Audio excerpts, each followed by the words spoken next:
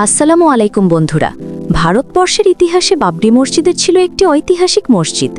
এই মসজিদ ভেঙে ফেলার পরে শত কোটি মুসলিমের প্রাণে আঘাত লাগে। এটি মুসলিমদের কলিজায় লেগে যায় এবং এই মসজিদ যে ডেটে ভাঙা হয়েছিল, যে তারিখে ভাঙা হয়েছিল, এই দিনটা ভারতবর্ষের সমস্ত পৃথিবীর মুসলিমরা কালো দিন হিসাবে পালন করে।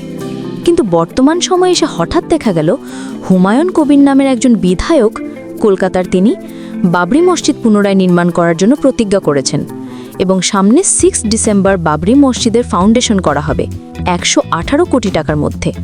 এবং তিনি এটা ঘোষণা করে দিয়েছেন এখানে কোনো হিন্দুদের টাকা ঢুকানো হবে না, শুধু মুসলিমদের টাকা দিয়ে তৈরি করা হবে এই বাবরি মসজিদ। আপনার মতামত কি বাবরি মসজিদ তৈরি নিয়ে? মসজিদটি তৈরি হবে কলকাতার মুর্শিদাবাদের একটি জায়গায়। বিধায়ক হুমায়ুন কবির বলেছেন আধুনিক পদ্ধতিতে সুন্দর করে বাবরি মসজিদ পুনরায় নির্মাণ করবেন এবং তাকে যদি কেউ বাধা দেয় তাহলে তিনি তার বিপরীতে ব্যবস্থা নেবেন এবং তিনি বাবরি মসজিদ তৈরি করবেন, এটা কথা দিয়েছেন। আর আপনি যদি একজন মুসলিম হয়ে থাকেন, আপনি আপনার মতামতটি জানাতে ভুলবেন না। এবং আপনার কাছে কেমন লাগতেছে এই বিষয়টা?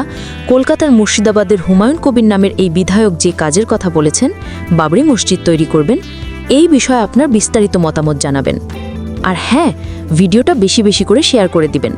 আপনার বন্ধু বান্ধব এবং পরিবারের সদস্যদেরকে দেখার সুযোগ করে দিবেন, যাতে দুনিয়ার মানুষ দেখতে পারে এই খবরটা, এই নিউজটা।